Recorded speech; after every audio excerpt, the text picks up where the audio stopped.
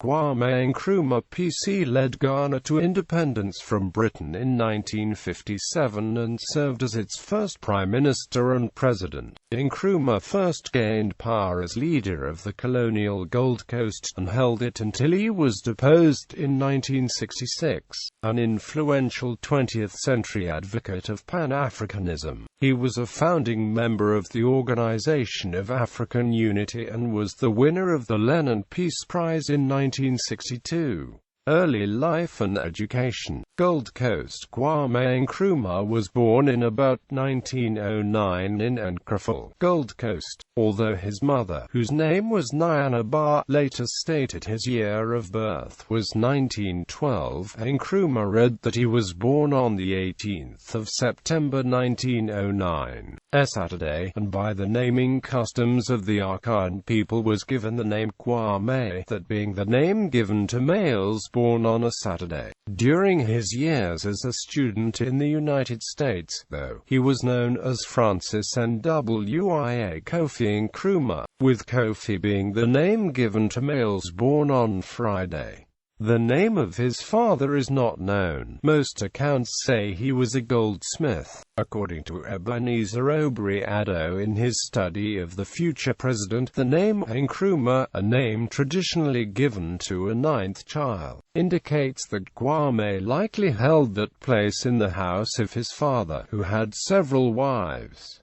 Kwame, though, was the only child of his mother. Nkrumah was a small village in the far southwest of the Gold Coast, close to the frontier with the French colony of the Ivory Coast. His father did not live with the family, but worked in Halfasini before his death while Kwame was a boy. Kwame Nkrumah was raised by his mother and his extended family, who lived together in traditional fashion, with more distant relatives often visiting. He lived a carefree childhood, spent in the village, in the bush, and on the nearby sea. Nkrumah's mother sent him to the elementary school run by a Catholic mission at Halfasini, where he proved an adept student. He progressed through the 10-year elementary program in only 8. By about 1925 he was a student teacher in the school, and had been baptized into the faith. While at the school, he was noticed by the Reverend Alec Garden Fraser, principal of the Government Training College in the Gold Coast's capital, Accra. Fraser arranged for Nkrumah to train as a teacher at his school. Here, Columbia-educated Deputy Headmaster Kwame Agri exposed him to the ideas of Marcus Garvey and W.E.B. Du Bois. Agri, Fraser, and others at Achimota taught that there should be close cooperation between the races in governing the Gold Coast, but Nkrumah, echoing Garvey, soon came to believe that only when the black race governed itself could there be harmony between the races. After graduating from Achimota in 1930, Nkrumah was given a teaching post at the Catholic primary school in Elmina, and after a year there, was made headmaster of the school at Axum. In Axum, he started to get involved in politics and founded the Nzima Literary Society. In 1933, he was appointed a teacher at the Catholic seminary at Amiso. Although the life there was strict, he liked it, and considered becoming a Jesuit.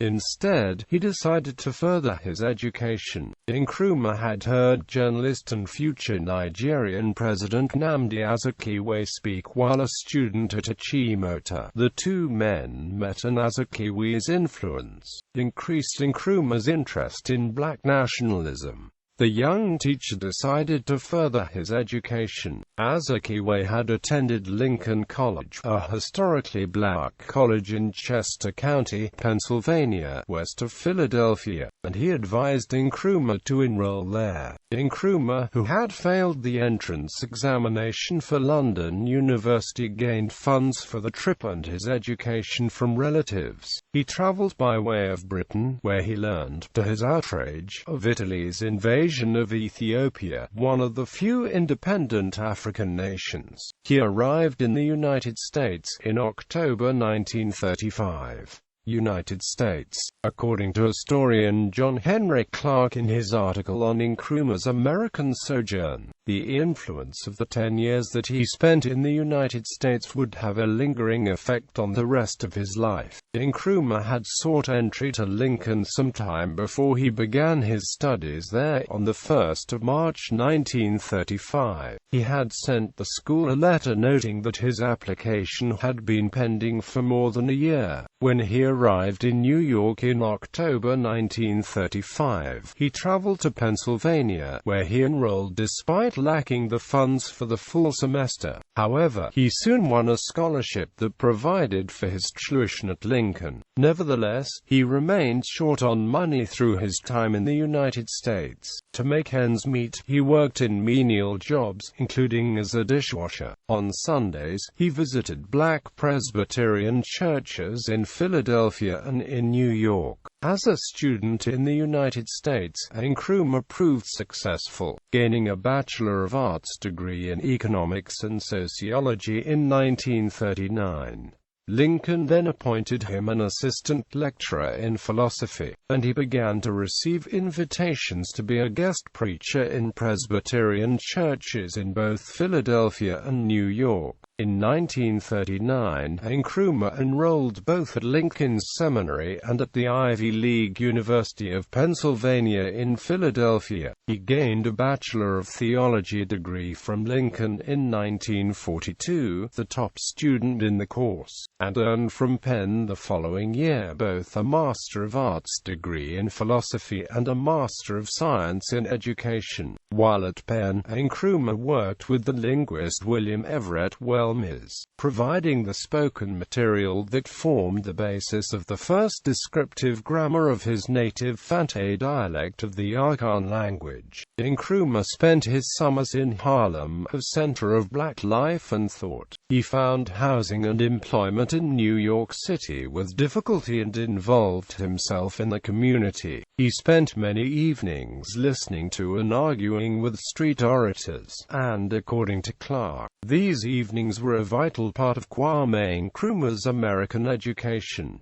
He was going to a university, the University of the Harlem Streets. This was no ordinary time, and these street speakers were no ordinary men. The streets of Harlem were open forums, presided over master speakers like Arthur Reed and his protege Ira Kemp. The young Carlos Cook, founder of the Garvey-oriented African pioneer movement, was on the scene, also bringing a nightly message to his street followers. Occasionally Suji Abdul Hamid, a champion of Harlem labor, held a night rally and demanded more jobs for blacks in their own community.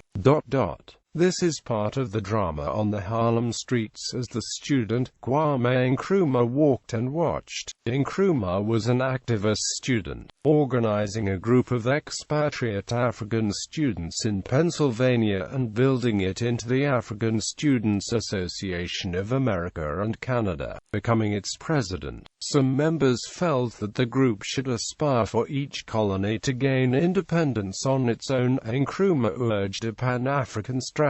Nkrumah played a major role in the Pan-African Conference held in New York in 1944, which urged the United States, at the end of the Second World War, to help ensure Africa became developed and free. His old teacher, Agri, had died in 1929 in the United States, and in 1942, Nkrumah led traditional prayers for Agri at the gravesite. This led to a break between him and Lincoln, though after he rose to prominence in the Gold Coast, he returned in 1951 to accept an honorary degree. Nevertheless, Nkrumah's doctoral thesis remained uncompleted. He had adopted the forename Francis while at the Amisa Seminary. In 1945 he took the name Kwame Nkrumah. Nkrumah read books about politics and divinity, and tutored students in philosophy.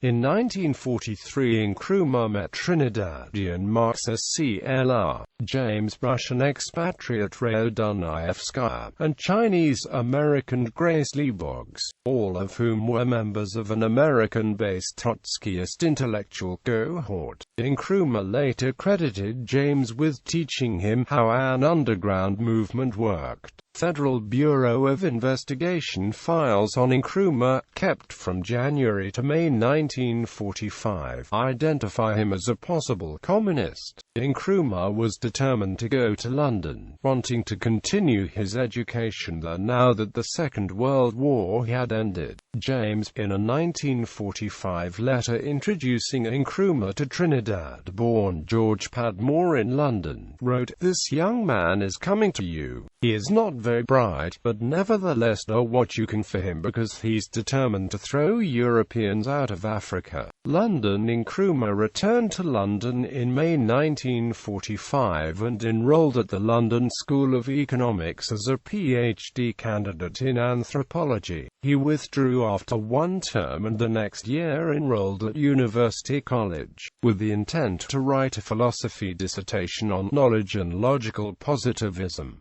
His supervisor, A.J. Ayer, declined to rate Nkrumah as a first-class philosopher, saying, "I liked him and enjoyed talking to him, but he did not seem to me to have an analytical mind. He wanted answers too quickly. I think part of the trouble may have been that he wasn't concentrating very hard on his thesis. It was a way of marking time until the opportunity came for him to return to Ghana." Quote, finally, Nkrumah enrolled in, but did not complete, a study in law at Gray's Inn.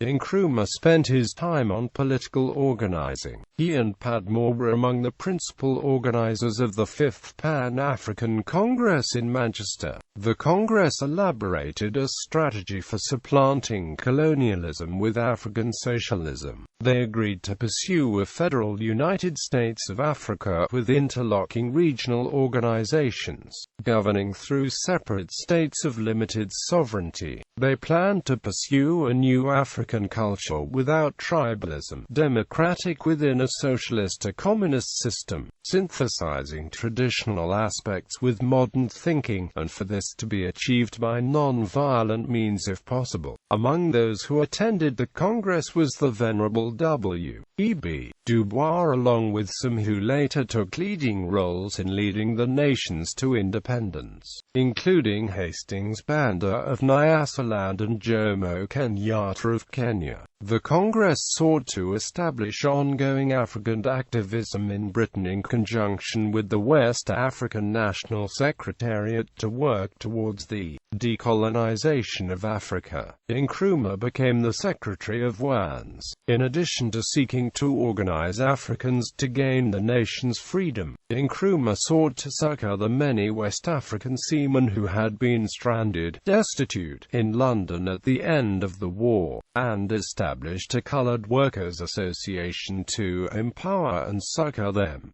Both the U.S. State Department and MI5 watched Nkrumah and the WANS, focusing on the links with communism. Nkrumah and Padmore established a group called The Circle to lead the way to West African independence and unity. The group aimed to create a union of African Socialist Republic. A document from The Circle, setting forth that goal, was found on Nkrumah upon his arrest in Accra in 1948, and was used against him by the British authorities. Return to the Gold Coast.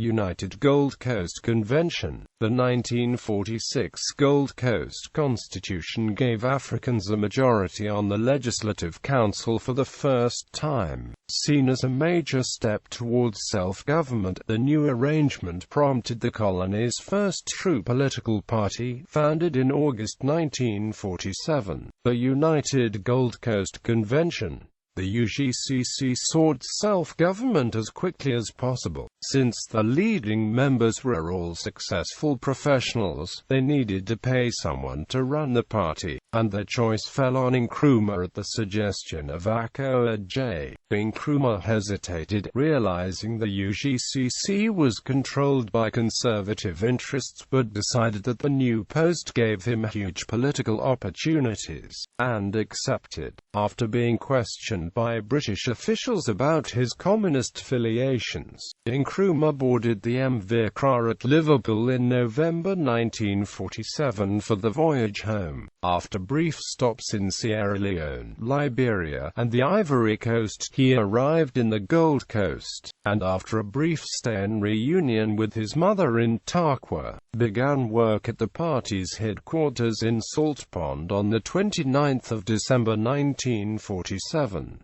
Nkrumah quickly submitted plans for branches of the UGCC to be established, colony-wide, and for strikes if necessary to gain political ends. This activist stance divided the party's governing committee, which was led by J.B. Danquah. Nkrumah embarked on a tour to gain donations for the UGCC and establish new branches. Despite the fact that the Gold Coast was politically more advanced than Britain's other West Africa colonies, there was considerable discontent. Post-war inflation had caused public anger at high prices, leading to a boycott of the small stores run by Arabs which began in January 1948. The cocoa bean farmers were upset because trees exhibiting swollen shoot disease, but still capable of yielding a crop, were being destroyed by the colonial authorities. There were about 63,000 ex-servicemen in the Gold Coast, many of whom had trouble obtaining employment, and felt the colonial government was doing nothing to address the grievances. Both Nkrumah and Danquah addressed a meeting of the ex-servicemen's union in Accra on the 20th of February 1948, which was in preparation for a march to present a petition to the governor. When the demonstration took place on the 28th of February, there was gunfire from the British, prompting the 1948 Accra riots, which spread throughout the country. According to Nkrumah's biographer, David Birmingham, West Africa's erstwhile model colony witnessed a riot and business premises were looted. The African Revolution had begun. The government assumed that the UGCC was responsible for the unrest, and arrested 6 leaders, including Nkrumah and Danquah. The Big Six were initially incarcerated together in Kumasi, increasing the rift between Nkrumah and the others, who blamed him for the riots and the detention. After the British learned that there were plots to storm the prison, the 6 were separated, with Nkrumah sent to Laura. They were freed in April 1948.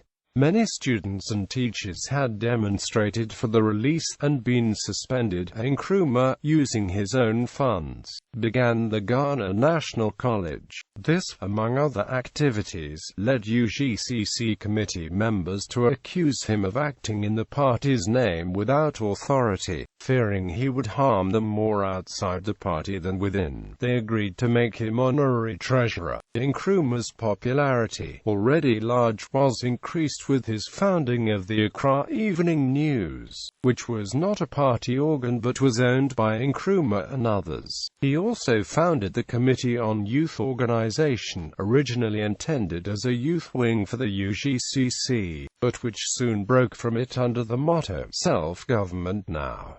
The CYO united students, ex-servicemen, and even market women. Nkrumah recounted in his autobiography that he knew that a break with the UGCC was inevitable, and wanted the masses behind him when the conflict occurred. Nkrumah's appeals for freedom appealed to the great numbers of underemployed youths who had come from the farms and villages to the towns. Old hymn tunes were adapted to new songs of liberations which welcomed traveling orators, and especially Nkrumah himself. to mass rallies across the Gold Coast. Convention People's Party beginning in April 1949. There was considerable pressure on Nkrumah from his supporters to leave the UGCC and form his own party. On the 12th of June 1949, he announced the formation of the Convention People's Party, with the word convention chosen, according to Nkrumah, to carry the masses with us.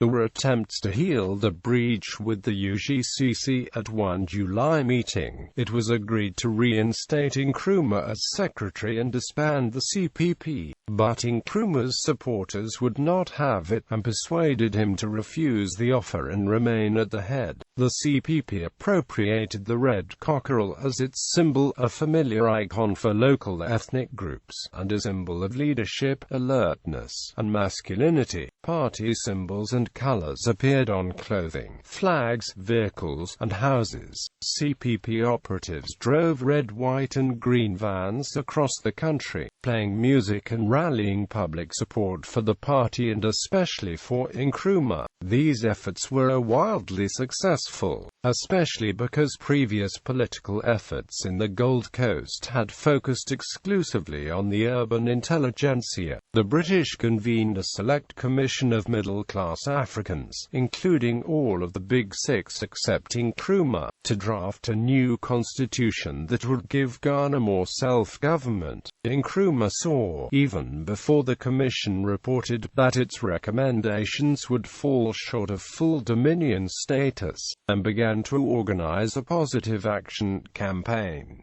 Nkrumah demanded the Constituent Assembly to write a constitution. When the governor, Charles Arden Clark, would not commit to this, Nkrumah called for positive action, with the unions beginning a general strike to begin on the 8th of January 1950.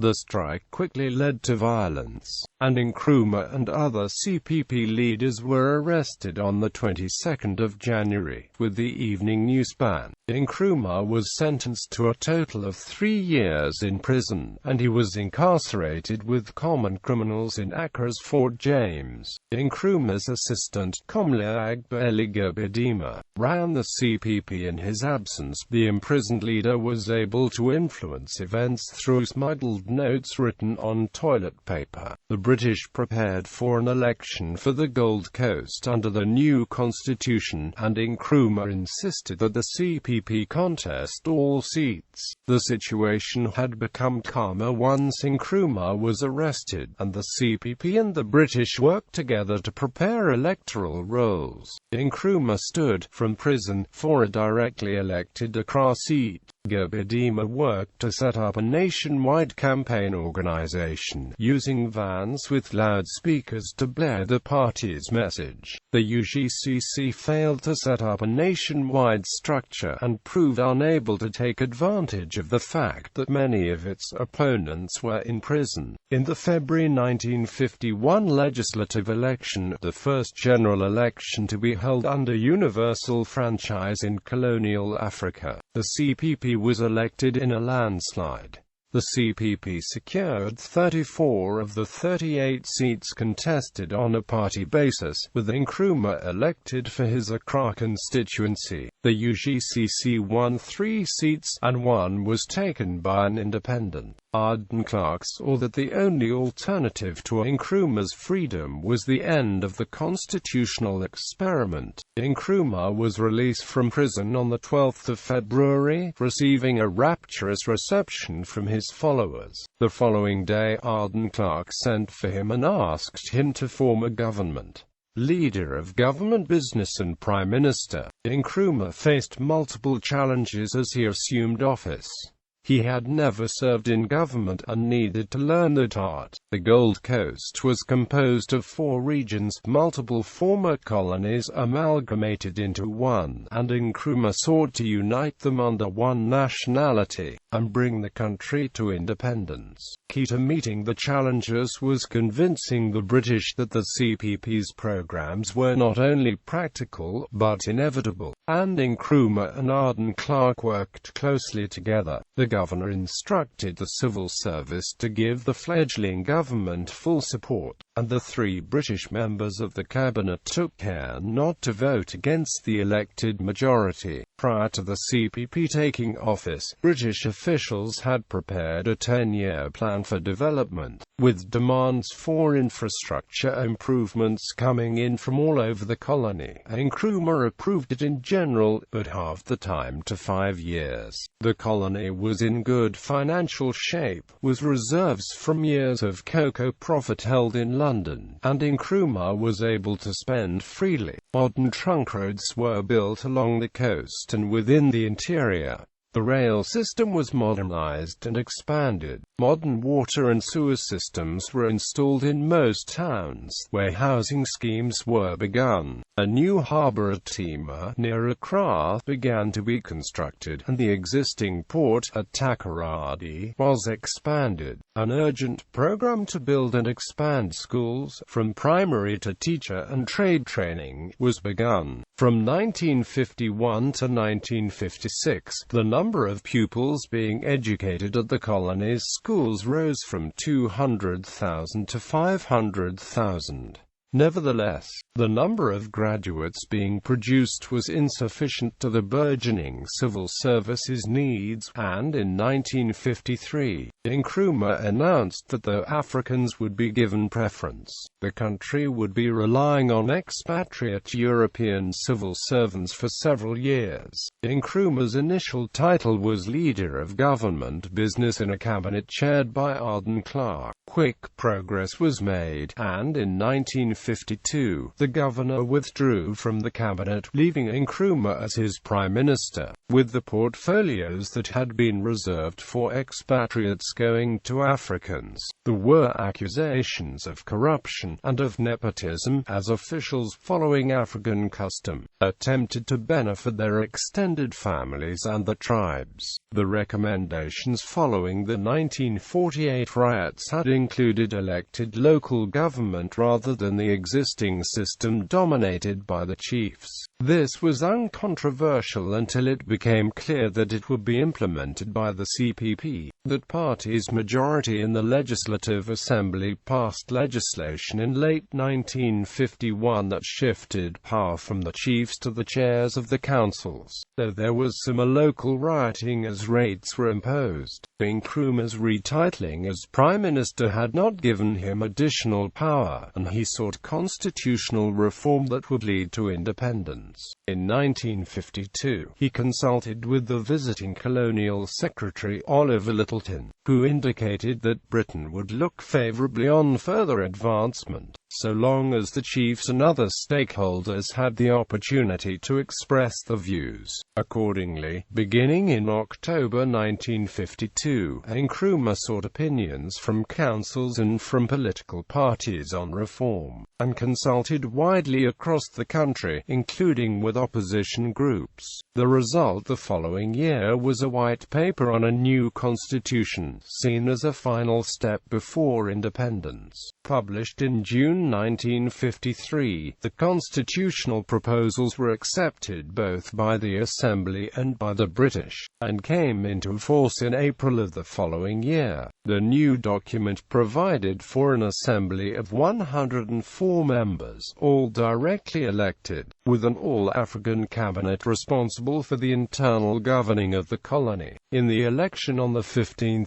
June 1954, the CPP won 71, with the regional Northern People's Party forming the official opposition. A number of opposition groups formed the National Liberation Movement. The demands were for a federal, rather than a unitary government for an independent Gold Coast, and for an upper house of parliament where chiefs and other traditional leaders could act as a counter to the CPP majority in the assembly. They drew considerable support in the Northern Territory and among the chiefs in Ashanti, who petitioned the British Queen Elizabeth II, asking for a royal commission into what form of government the Gold Coast should have. This was refused by her government, who in 1955 stated that such a commission should only be used if the people of the Gold Coast proved incapable of deciding their own affairs. Amid political violence, the two sides attempted to reconcile their differences, but the NLM refused to participate in any committee with a CPP majority. The traditional leaders were also incensed by a new bill that had just been enacted, which allowed minor chiefs to appeal to the government in Accra, bypassing traditional chiefly authority. The British were unwilling to leave unresolved the fundamental question as to how an independent Gold Coast should be governed, and in June 1956, the Colonial Secretary Alan Lennox Boyd announced that there would be another general election in the Gold Coast, and if a reasonable majority took the CPP's position, Britain would set a date for independence. The July 1956 election saw results almost identical to that 4 years previously, and on the 3rd of August the Assembly voted for independence under the name Nkrumah had proposed in April. Ghana. In September, the Colonial Office announced Independence Day would be the 6th of March 1957. The opposition was not satisfied with the plan for independence, and demanded that power be devolved to the regions. Discussions took place through late 1956 and into 1957. Although Nkrumah did not compromise on his insistence on a unitary state, the nation was divided into 5 regions, with power devolved from Accra, and the chiefs having a role in the governments. On the 21st of February 1957, the British Prime Minister, Harold Macmillan, announced that Ghana would be a full member of the Commonwealth of Nations with effect from the 6th of March.